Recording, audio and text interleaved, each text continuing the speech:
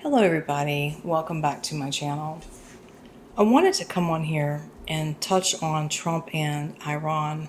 Of course I could say Trump and China because I heard what's going on with Trump thinking, or he's assuming because he has some type of evidence that the Chinese government had something to do with election interference for 2020. Now, I didn't watch his speech, so I really don't want to read on this particular topic necessarily. And some people were asking me about how I gain insight and how do I gain information and relay it to you all. Well, it's true. I do channel energies if possible. Sometimes it's not easy. There's remote viewing. There is clairaudience when it's available. And then there is also astrological charts if you know how to read Vedic or Western astrology. But for me, what I have learned over the years of doing geopolitical work, because I've been doing this for 10 years, I look at unusual events. I look at real-time history. Like some people go back and they look into the Bible. To each his own, okay? I like to look at factual history that has taken place, even before my lifetime, obviously. And I like to watch leaders, current leaders, or whoever I'm reading, their body language. So one thing that's important, look at the anomalies. Look at that. Because sometimes things just don't fit. And so I kind of go off of that energy and piece it together. And if I'm remote viewing, I kind of go into that mindset of that piece of history, part of time. So with Iran, I wanted to look at it because we are going into our 6th month of this conflict, 5.5 months, something like that, right? We're in it. And there was supposed to be a ceasefire. I don't think there really ever was a, quote, ceasefire because Iran was not having, they just weren't having it. For one, they didn't really want Israel involved. They don't want Israel involved at all. And they don't want Israel attacking Lebanon, southern Lebanon.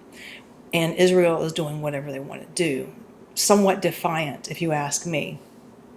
But the purpose of this video is to say, okay, we are now entering phase 2, which is something I wanted to look at. What brought this to my attention was the fact that we have already lost several American military personnel that are coming back home deceased. And when I see that, it's alarming, disturbing, and it makes me want to go into, okay, this is the history. What phase are we in? Because the first phase was the economy, and that's still going to drag out in the back channel. Economy as in gas prices going up, and that has happened. And I spoke on that before this war took a turn, like months ago. We talked about that. So I do see a ground invasion of some kind. I don't know the full extent, but I believe that is going to happen, yes. And another thing that I feel very strongly, because I know America uses this tactic, again, this is going into real-time history, is to delay the ceasefire, which I don't even know if we had one, to be honest with you. It feels like we didn't. But the U.S. will delay things like that, like ceasefires, peace agreements, etc., in order to change out something. And usually it is a world leader change, or in this case, a regime change. So this is something that we all know. It's not a psychic or intuitive thought. It is public knowledge if you know American history and how they derive themselves into wars and conflicts, or geopolitical, oil, money.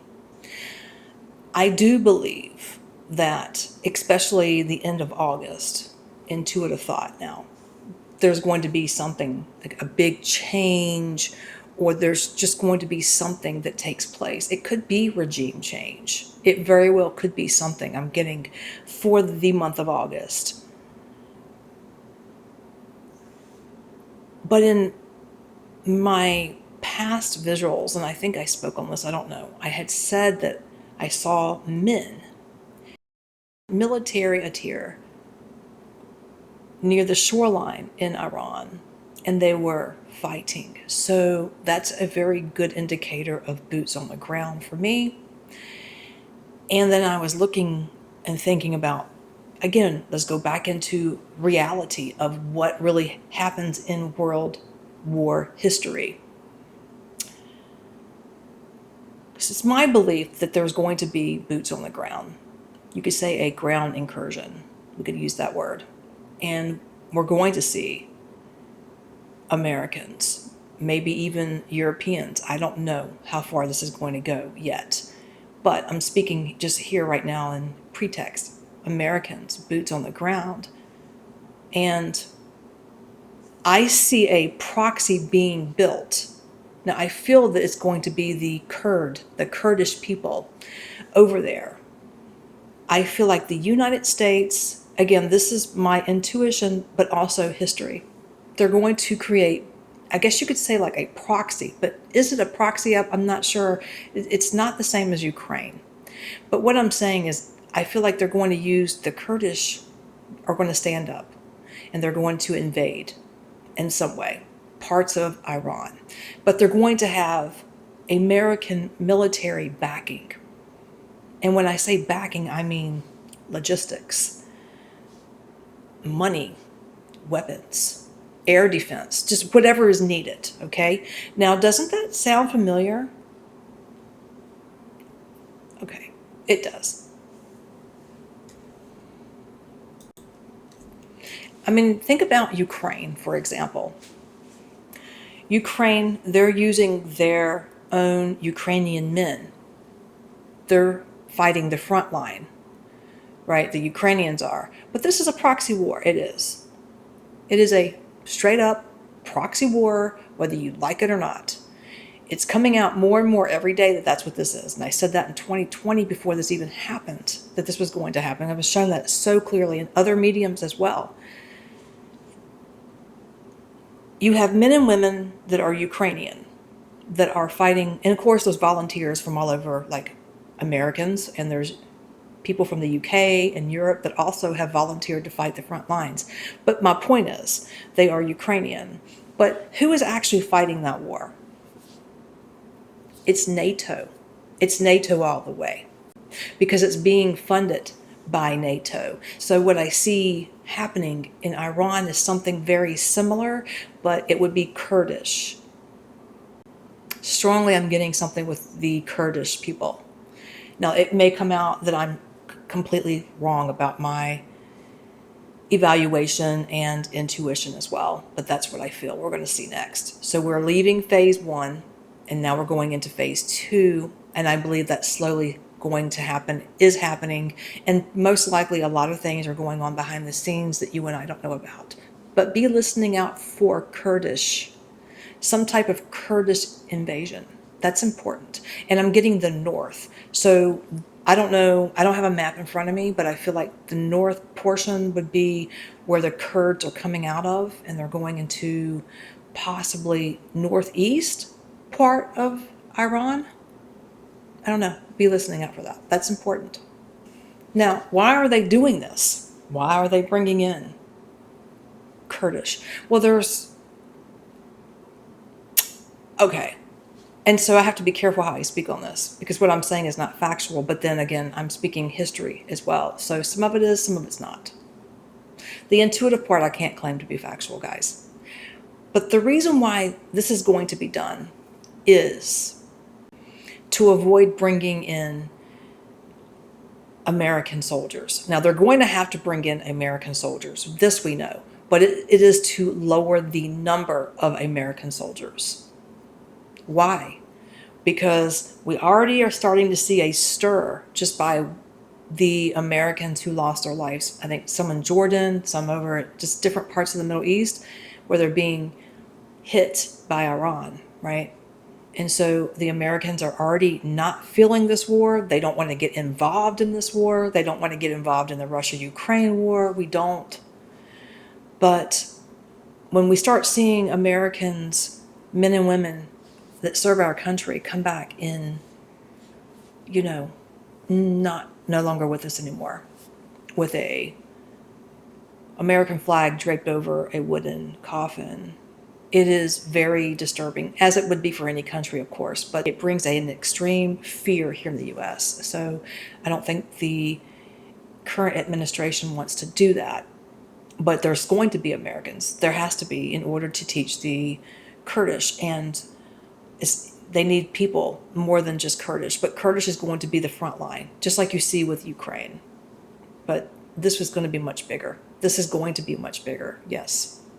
So I see a fleet of men. I do see that. Near, that's what I was getting, near water, ocean, shoreline. They do appear to be Kurdish, but there's also Americans behind them. And if this does become much bigger, which I hope it doesn't, then you're going to see British and other countries get involved. This is also, we could just send over air defense systems, jets, do a lot of air defense, but it costs money. And this is the part I hate to say. It costs money, and it's cheaper to do the ground incursions. It saves them money to put men and women on the ground. And yeah, I get really upset when I think about it, because that's what it's the reality. This is not me coming up with it. It is history. The next thing I see, especially Trump really wants to do this because he's all about money, economy. He wants to take full ownership. He wants to be able to have control of the Straits of Hormuz. And one thing I see him doing that's going to play a role with China's relationship with America. We already are in hot water with each other because of what Trump has said recently with the elections. But Trump is going to fix it. If he gains access to the Straits of Hormuz, he's going to fix it where certain countries, especially China, will not be able to receive their oil. That's what I see there. Maybe Russia as well. And there was another country I had. It was Russia. Number one was China. I don't know if it was, I'm not sure. I'm not sure what the third one is, who the third one is, but there's 3 countries I had down for that. But he'll completely block it. Now this would, if this happens, and it may not, I'm just telling you, it could. I feel like it might. This will absolutely destroy the Iranian economy. It'll shatter it if this happens. Trump knows it. And Trump knows now that he doesn't want that happening here. So this is one reason why he's going in harder. It has nothing to do with regime change. It's all about that oil. So I suspect that probably here in the next couple of months, maybe sooner, the U.S. will have control, full capacity of the Straits of Hormuz. Another thing that I kept seeing, now this is something I was being shown, was Marines, American Marines. They were taking or going into Karg Island and taking it over. Now, I don't know if that was something I was getting that's symbolic, but I saw it. This is something I saw very strongly in my third eye. Yeah, I saw that. I saw American men, military. It did look to be Marines. They were on a mission, an operation to go in and take over Karg Island, and it did deem to be successful. However,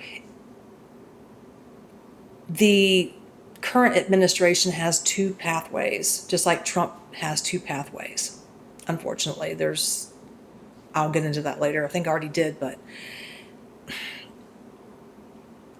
one, they could send over and invest a lot of money into this and send over air defense systems and things.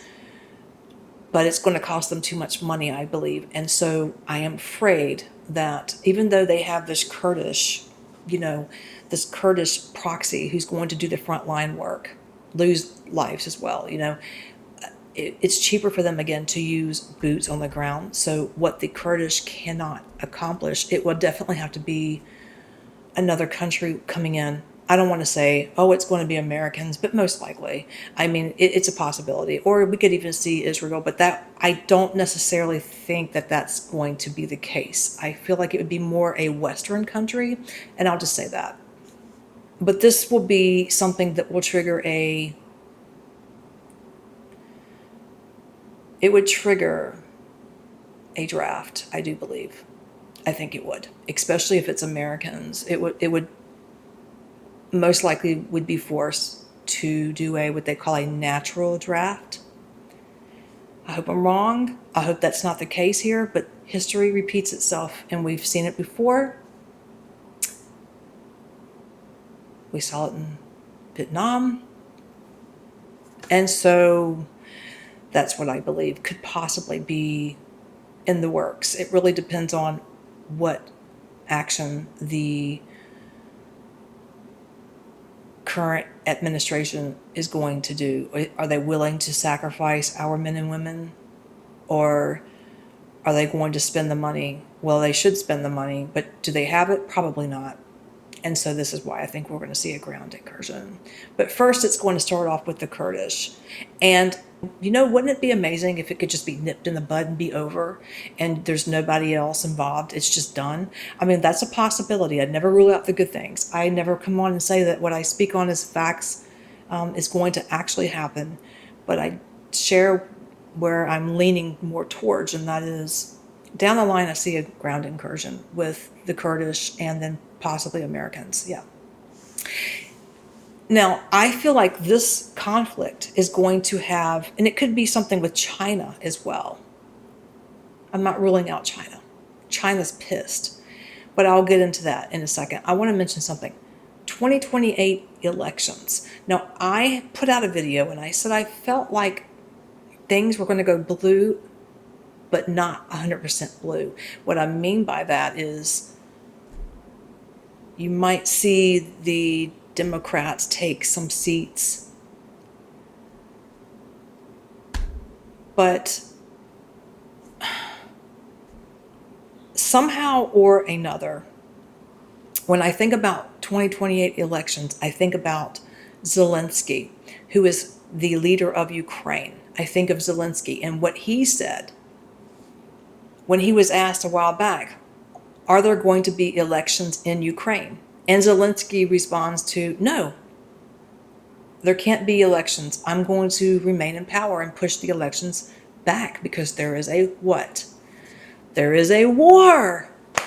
So this is very probable. This could happen here in the United States with Trump. It's possible. I don't know why I have to share it, but it wouldn't surprise me. Because if we are in a world war, or if we are in a war with Iran, then Trump can use the Power Act, which basically suspends the Constitution, and it pushes back elections. Well, actually, it just ends the elections. It doesn't even push them back. It just ends them until things are settled with the conflict.